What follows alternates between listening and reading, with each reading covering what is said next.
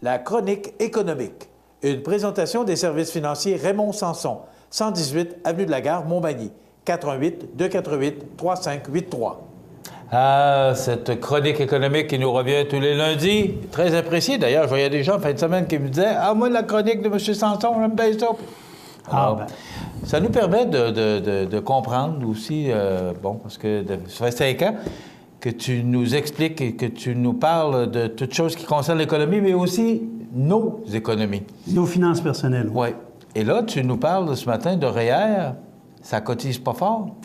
Non, ça cotise pas fort, effectivement, parce que je lisais dans la presse la fin de semaine que moins de 20 des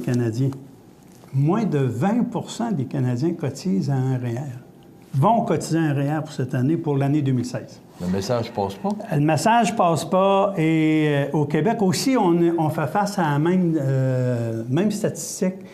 Même si même si une loi est entrée en vigueur concernant les employeurs qui doivent offrir la possibilité à leurs employés de cotiser à même leur salaire, j'ai de la misère à l'expliquer. J'ai jasé avec beaucoup d'employeurs, avec des employés aussi, à savoir pourquoi on a peur de mettre de l'argent de côté. C'est pas rien qu'une question de capacité, je pense. Je pense que les gens ont peur parce qu'ils disent que c'est une affaire de gouvernement. C'est encore très, très mal compris. Je pense que Qu'est-ce que tu veux dire par une affaire de gouvernement? Bien, c'est parce que le REER permet une déduction fiscale, puis les gens, dans leur pensée, pensent qu'ils vont se faire avoir un jour ou l'autre. C'est pas vrai? Ben, c'est impossible. C'est notre argent, c'est notre épargne. Oui, mais on va payer de l'impôt. Là, on retire de l'impôt. Quand on place un REER, c'est 40 tu pourrais être 40 qu'on va chercher, à peu près. Dépendamment des revenus, oui. Oui. Et là, c'est sûr qu'au moment où on va retirer notre REER, probablement qu'on va être à la retraite, on va payer moins d'impôts, mais on va payer de l'impôt. On va payer moins d'impôts que ce qu'on a sauvé, Michel. Parce que, la table d'exemption d'impôts est indexée. Première des choses. Deuxièmement, je l'ai déjà expliqué, je reviens là-dessus, on est autour d'une exemption fiscale à l'heure actuelle de 11 11 000, c'est-à-dire. Excusez. 11 Donc... 11 000. De 11 000, excuse. Je répète la même erreur, toi. Alors, non, mais ça prouve que je t'écoute. Bien, parfait. Au moins, on a un suivi. Hein? Alors, on a une exemption fiscale de 11 000. Et lorsqu'on a atteint 65 ans, la même exemption fiscale en date d'aujourd'hui, et ça, c'est sans les indexations futures, sera minimum 19 000. L'écart entre 11 000 et 8 000, c'est toujours bien 8 000 $ que j'ai mis dans mes poches sans que je repérais cet impôt-là. C'est de l'impôt différé, oui, mais c'est de l'impôt...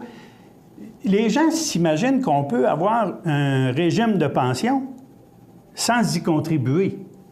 Je l'ai déjà fait, la comparaison.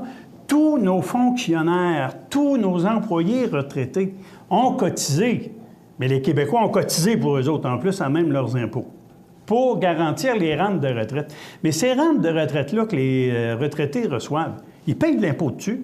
Et c'est ce qui fait qu'ils maintiennent leur niveau de vie. Je ne connais pas grand retraité de la fonction publique qui se plaint de ne pas avoir suffisamment d'argent pour vivre une retraite.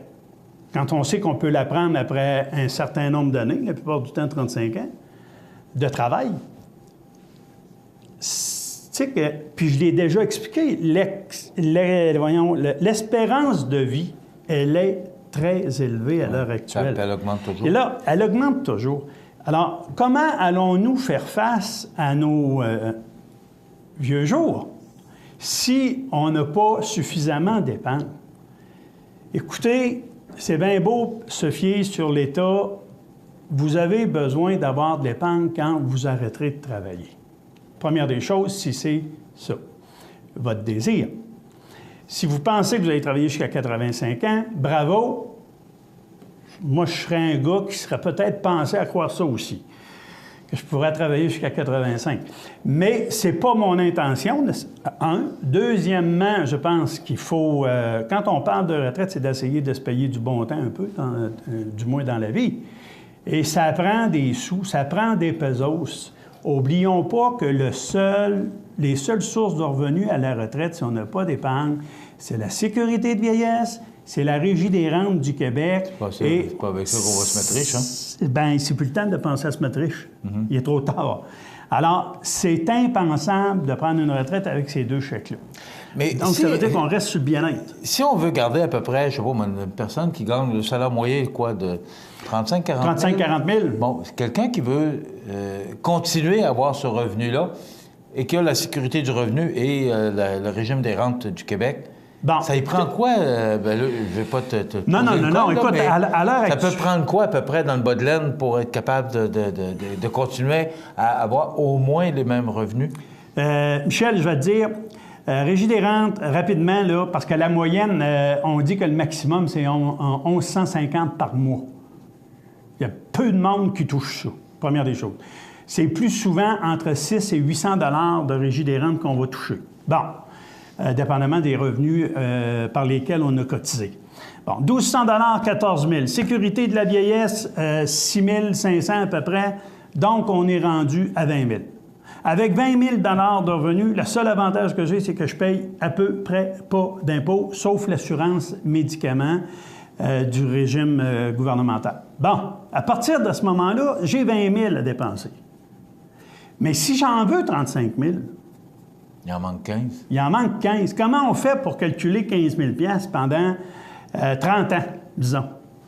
Minimum 500 000 $.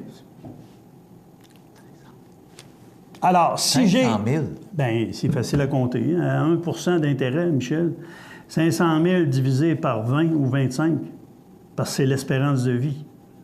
Alors, 500 000 divisé par 25, ça fait 20 000 $. 20 000 $ plus 20 000, ça fait 40. 40 000 moins l'impôt, ça fait 35 000. Raymond, ça fait 30 ans que tu es dans ce métier-là?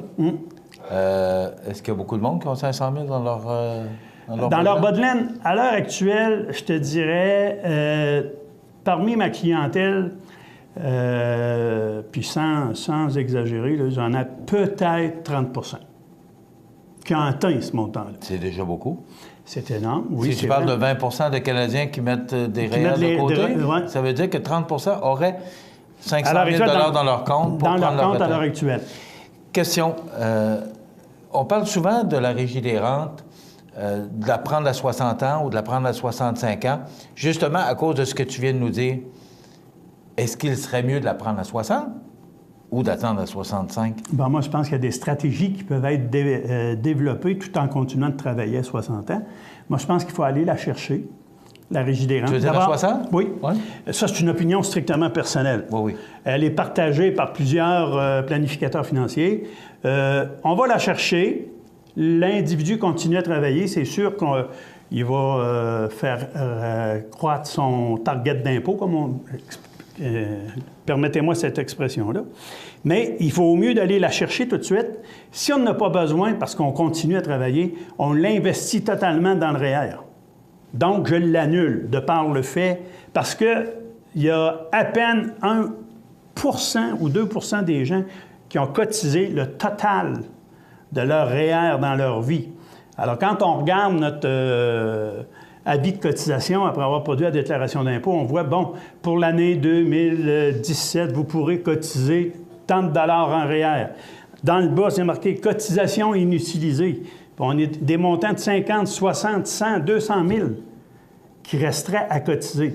Il y a des gens qui, pendant le temps où ils n'ont pas cotisé à leur REER, ont investi dans de l'immobilier, se disant ça va être plus payant. C'était peut-être pas un mauvais choix. Mais là, vient le moment qu'on n'a plus la capacité de s'occuper de nos maisons à revenus. C'est le temps de regarder une planification pour les 71 ans. Là. Parce qu'on pourrait utiliser